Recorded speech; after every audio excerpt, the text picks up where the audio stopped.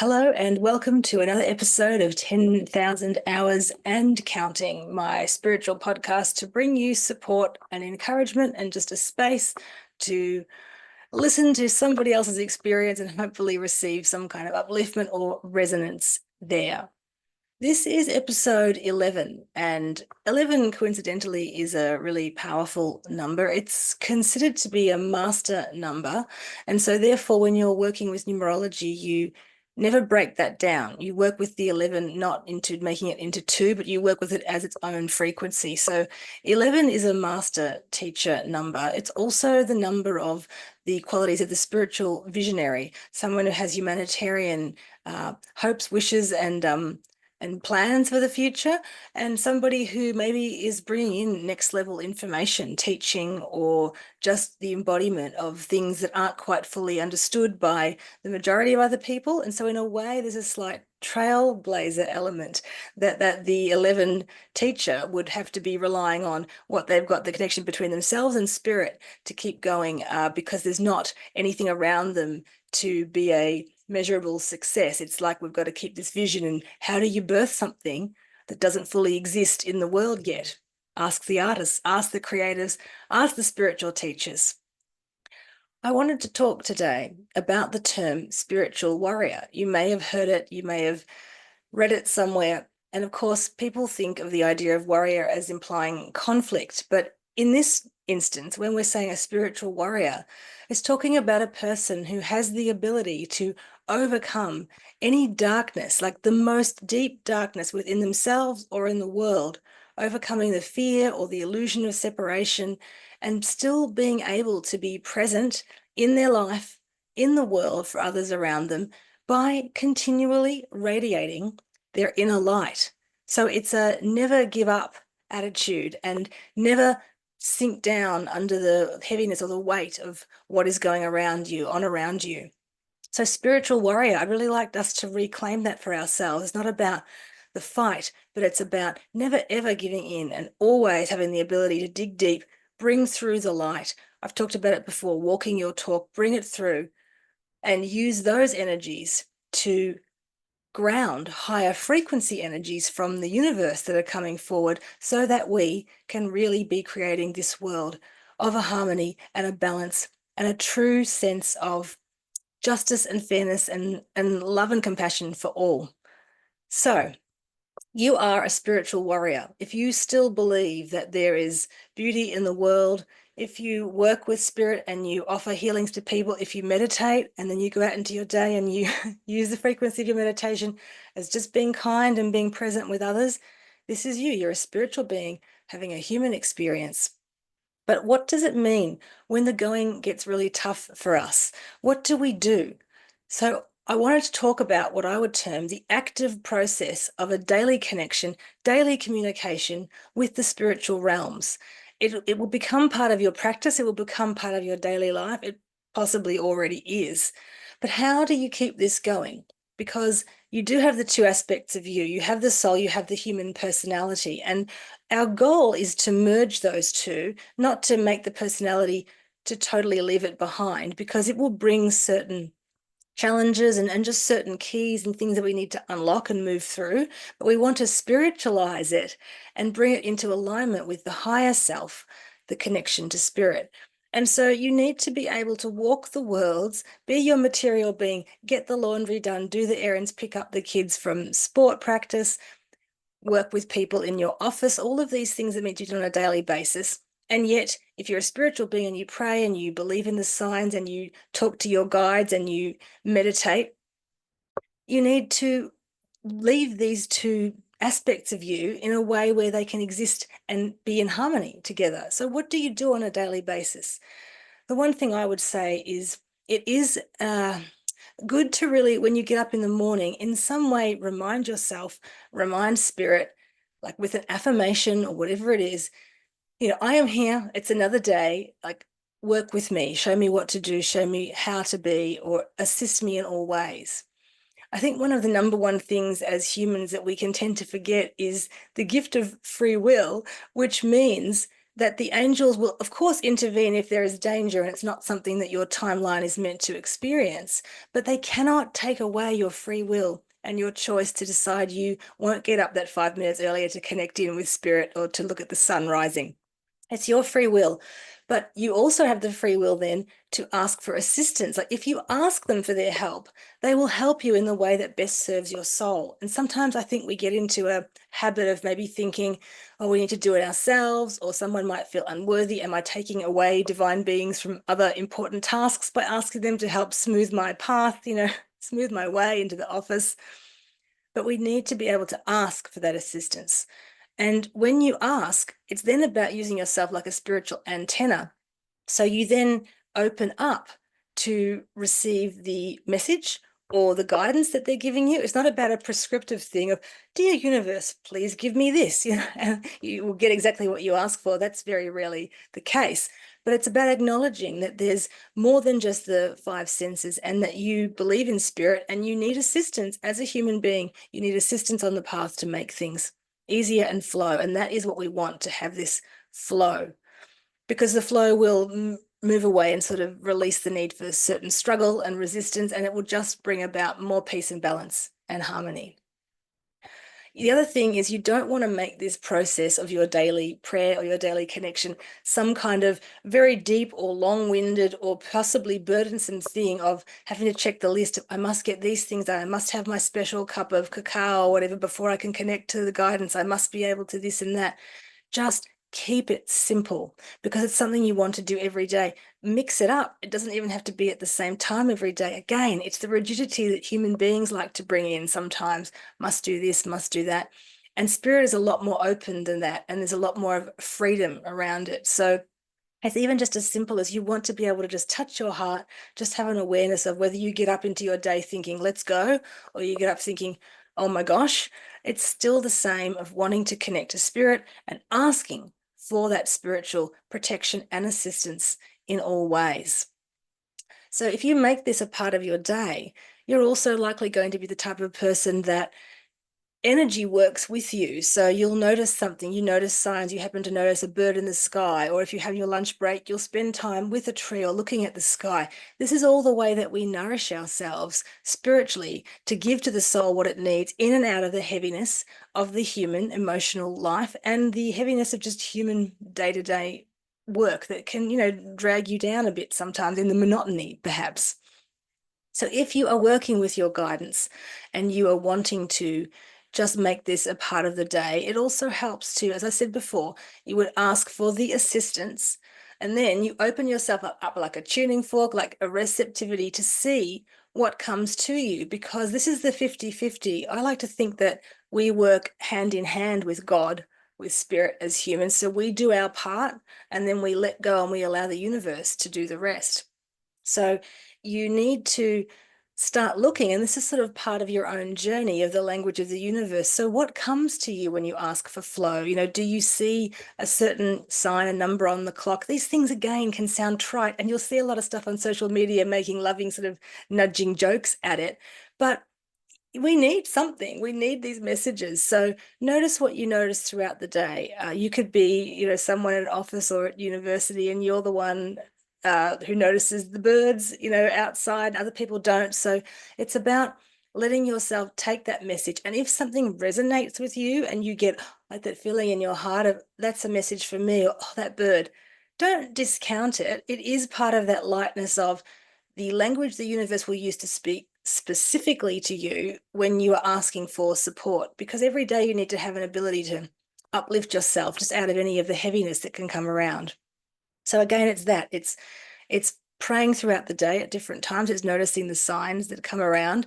It's also noticing some of the simple things that might happen for you, just something that made the day easier, or the way a particular phone call went really well, or just what I would term small wins at a human level.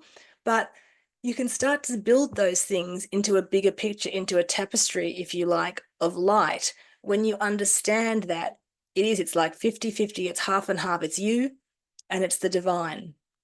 So bringing that into your daily life and flexing that muscle of being able to see the things that work and not getting into too much, as I say, heaviness of the human thinking mind.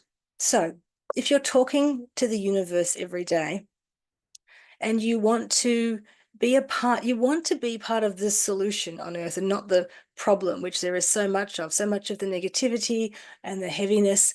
But does that bring you down sometimes as a sensitive person? Or do you sometimes feel you see so much going on, and even though you understand that there's reasons for things and that we're all part of this plan on, there's all this energy of what needs to happen, and certain belief systems that people have, even if you understand it, there can still be times when you will just think, I'm just having trouble just getting through a day, So be kind to yourself, especially at this time on earth. I've said it before and I will say it again.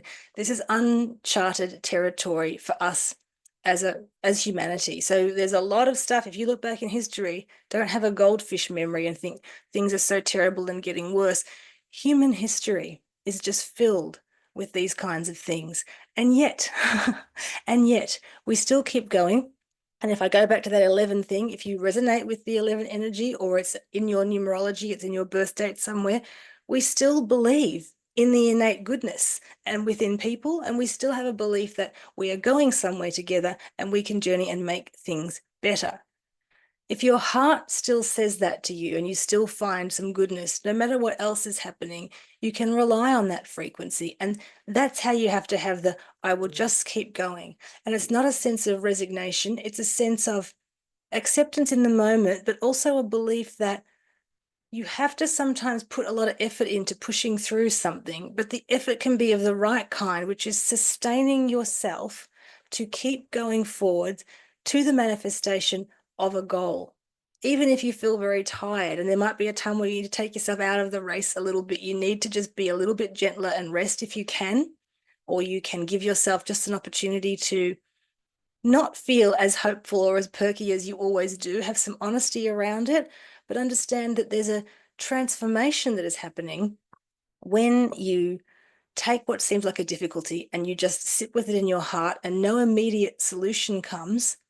But all of a sudden, on the other side of it, maybe it might be after a few hours, it might be a few moments, when you are sitting in the contemplation of just asking to receive support, something happens. I don't know if it's alchemical, it's a thing in the body, somehow the electrical field of your heart, by asking for that from a sincere state, you get a boost. And I know that this is true. I have seen it time and again. I feel it for me. So if that helps you, it's okay to feel low.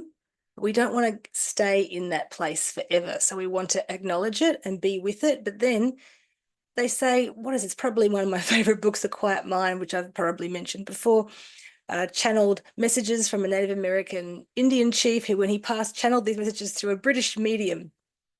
But it's the energy of the idea that a Native American chief can then channel and speak about God and name God. So it's very much the energy of we are all interconnected, and there is one source of unconditional love with many, many facets.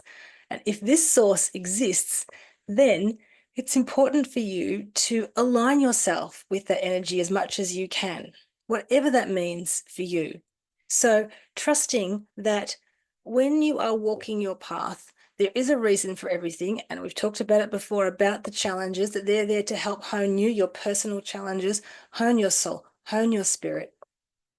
But do you need to have a time when you feel a bit tired? Yes, of course. And you can absolutely own that, but not to wallow in it or stay in it forever.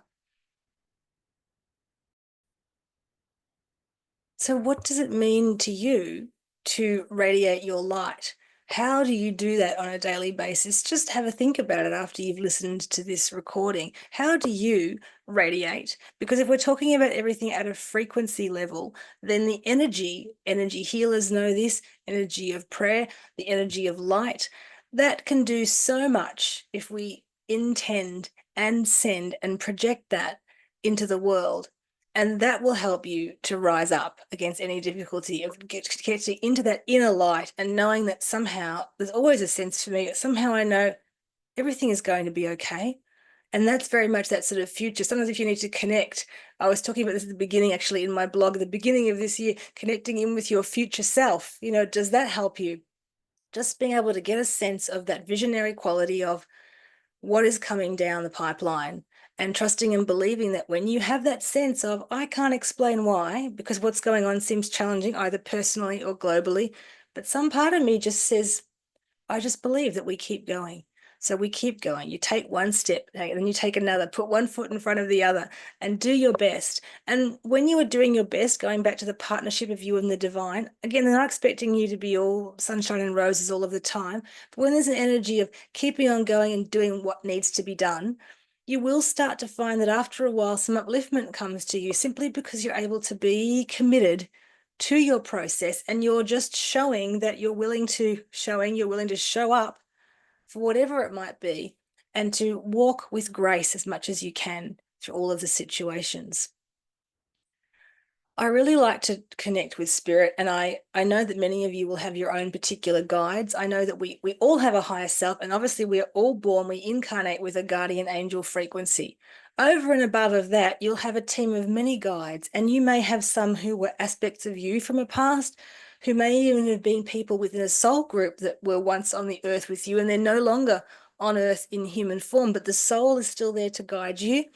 They may be guides of spiritual teachers who have been past, or they might be divine beings, goddesses, ascended masters, unicorn energy, dragon frequency, angels, star beings. So let that work for you. When you feel a resonance with a particular energy, or you read a book, or you see something online and you think, oh, Lyran star beings, what? And something in you makes you want to investigate that, because I have personally found that my team of higher guidance have changed, and some have done their role and they've moved on. It has not stayed static. And the other thing I would flag about this active process is what I love. It's that sort of 2020 hindsight vision. So many times, I mean, I've lost times the number I could count, when I have started seeing a series of signs, for example, and I will attribute it to a particular being, or just to Archangel Michael, because he's sort of my number one go-to. And all of a sudden, something will happen where I'll realize, oh, it's actually this particular being. It's like they will reach for you and give you a bit more of a message. And I'll give you an example of this. I was doing some work at one point from a clinic, doing lots of crystal healings and crystal placements on the body, as well as intuitive readings. And I got a very strong energy when I was doing the healing of this particular color, dark forest green, coming in. And the girl I was working on, I told her, because when you're doing healing, I say it's like blah, you be loving and helpful, you share what comes through.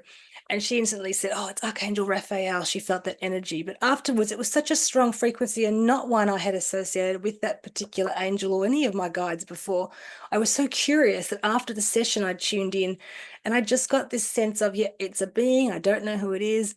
Long story short, I had been doing a course at that time too, and working with different goddesses and divine beings. And I realized that, through a series of events that may not make sense now to the listener, but that dark green had been the goddess Matangi, who comes with the energy of dark green skin. And very much it made sense, because she is like the patroness of the outcast, and she works with those who work on the fringes, or perhaps marginalized a little bit. And the client I've been working with actually was a girl who was vision impaired, very severely vision impaired, and had a lot of challenge in her life with that. And Matangi always comes in to bring, she says, there is always worth and value in what already exists. And so I knew that frequency had been coming through. Long story short with this, it was a joy to me to understand that I had just been touching on this goddess, and hadn't been a goddess that particularly I was thinking about, but through me needing to be a channel for someone, that energy came through. And then through my curiosity of sensing, this doesn't feel like something I've felt spiritually before, and going down the path, I was able to get a sense of what that being was. And now that guide, Matangi, is quite often with me in session, and has a very joyful, disruptive energy of just breaking down things, and really quirky, kind of rebellious nature. And it was just something that I had not expected, and could not have made up for myself in the way that there's all other little tales, but let's not stay here forever, but could not have made up for myself in the way that all these things wove together. And I understood that was the divine speaking to me through a particular facet of itself. So be open to your spiritual team of guidance, and they may very well change. And then obviously if they don't change and they're always there, the way they're always the same beings connecting with you, the way they connect with you may start to change. It may deepen or it may just change with you. So always be willing to experiment and feel into it. But just know that the divine is always reaching for all of us, even for people who don't believe in anything. There's always still something about them coming across maybe an opportunity of a kind stranger. The divine is always working to help activate our hearts into a sense of oneness and unity. And so if you already believe in that, you're already a few steps up the ladder of being able to receive comfort when you believe of things outside of just the norm of what we see. And this is what I want to flag for you. How do you get comfort when you need it? I just was recently watching this fantastic documentary about an American dog trainer, and I've never seen anything like it, who he will take any case of any dog, even very violent dogs that other people are basically saying, this dog needs to be put down. And he will say, there is no bad dog. It is the situation around it, and I can help that dog. And he was working with one dog where it really wanted to attack him. He has stages of how he works. And he said, okay, I can't go to stage 2 now. Let's just leave it at that, but put the dog back in. It's had to be in a cage. And the dog went in, but his energy, his frequency, he's not frightened of the dogs. He just believes there's a process and he wants to help. He said, look at that. The dog had still been quite agitated, but it just curled around in a circle as dogs do, and it laid down. He said, that's self-soothing. He said, so even in its deep, heightened state of fear against me, it's just got to the point where it was too frightened and it had to lie down. So I thought of that self-soothing. We need to do this for ourselves. How do we self-soothe ourselves when we feel all of our hackles are up or all of our deep fear is coming up? And by the by, when a lot of your fear keeps coming up and you feel your body slammed by it, don't forget, this is when it's coming up. It's coming up for healing. So it seems to be in your face and it seems ridiculous. You think, no, please, not another layer of this. And yet it's coming up because you're much closer to like releasing that layer in that way. And so it seems unending, and yet it is actually a really important part on the path where you release another layer of the pain. So don't mistake the challenge and the recurring challenge as a sign of, oh gosh, something is wrong. See it, empower yourself and see it as, wow, it's like a climber, like, gee, I must be getting close to the summit now. So that's where I would like to sort of leave it. I think this idea of self-soothing. Now, I know now coming up to the end of the year, and it's been a very big series of years recently, and we've all been through the ringer in different ways. And yet, for myself and for my clients and different friends, I know we've also all had some incredible and beautiful and uplifting spiritual experiences and things happening in our lives that are miraculous happenings that have been the genesis of spirit, and yet they come through in the material world for us. And this is to show us that things are possible above and beyond what we, even as spiritual beings, could imagine. And so to keeping our hearts and minds open to the idea that the way things look is not the way things are, and where we're moving to, even our hearts possibly can't even fully, maybe our hearts can, but we can't, even with our best hat of joyful futurist thinking on, we probably still can't even quite imagine how it will be because it doesn't exist yet. So hold the space of hope in your heart. Be one of the light bearers that's keeping that hope alive. We don't know the details, but we know that we are holding the space to allow this beauty to unfold. So be kind to yourself. How can you self-soothe yourself out of your old trauma? Because if you will break that pattern of whatever it is, of when you just feel whatever, compassion fatigue, I've had enough, and you have to do something to rest, but you still feel depleted, I would suggest that then the rest you're trying no longer fits you like an old, sweater. So try something else. How do you bring in this soothing energy for you? Because it will break the pattern of the anxiety, of the worry of the future, or the concern of what's going on around you. And when we break that human pattern of human thinking, what do? We open the way for spirit to show us a much better and higher way. And if you can have an American Indian chief from back in the 1800s who then passes over, and that spirit is talking about God and just talking about Jesus and the Christ energy and just the essence of spirituality within humans, then you've got to understand that now, right here, right now, We are all connected. We are all part of this sacred ecosystem of light, of souls. Every single human walking around has a soul. So that energy of soul can receive divine light, whether or not the personality wants to come along for the job. There's always a potential within someone, because their soul is there, that the personality can receive healing, can be upgraded into the light. And so we need to remember that. Be a light bearer, but take the time for you. If you need to have a timeout and you need to just receive some kind of support, talk to your team of spiritual guidance. Do what you need to do. Keep that simple. We are all in this together, and it's really important, as I say, we hold the line, because we are grounding energy into the earth. It's no accident that people are waking up more interested in spirituality. It might seem like, oh, it's a fad now to all these people, but it needs to happen so that we can birth this new way. Don't ever give up the faith. Don't ever feel swamped and under the hammer. Be in your own team, like be your own cheerleader. And when you feel you can't, give the baton to spirit and say, I'm asking you to help me because I feel overwhelmed. And then maybe don't go and draw too many cards. Just sit quietly for a while. Go and do something normal, because again, moving away from too much intense focus on what, pray, which crystal, says she holding the crystals while she's speaking. That's for another day. Use the tools that you have. And sometimes, yes, I want to say that, when you've prayed, then let go. Go back to your day, do something a bit more normal, and your heart will come online again. You'll start to feel that self-soothing, just like an energy of, oh, I can just let go. Because it can be intense if we do too many healing processes. We can't even, for giving it to ourselves. You wouldn't do it to a client, right? You wouldn't just go, here's an endless process and keep doing that, because you would know it's too much. So integrate for yourself, pray to your team of guidance, keep the hope alive in your heart. We are spiritual warriors, and we will overcome any darkness, both within ourselves or in the world. And we are here to light the flame of all hearts so that people release the illusion of separation and we join together in true unity and harmony. If you happen to see 11 anytime after this episode, it's episode 11 in season 1. Tune in. You might have seen me speaking about 11 before, and it's that gateway opportunity to make a new choice, come into a new spiral of energy. All of the number frequencies bring through that light. So thank you to all of you, the spiritual visionaries, the healers, the teachers who are holding the space, who are part of this movement. Thank you and gratitude, and may you continue to do your work, and may you feel support from those around you, and may anything I've shared here alight your heart. Blessings to you for now, and love and light. Until next time, bye.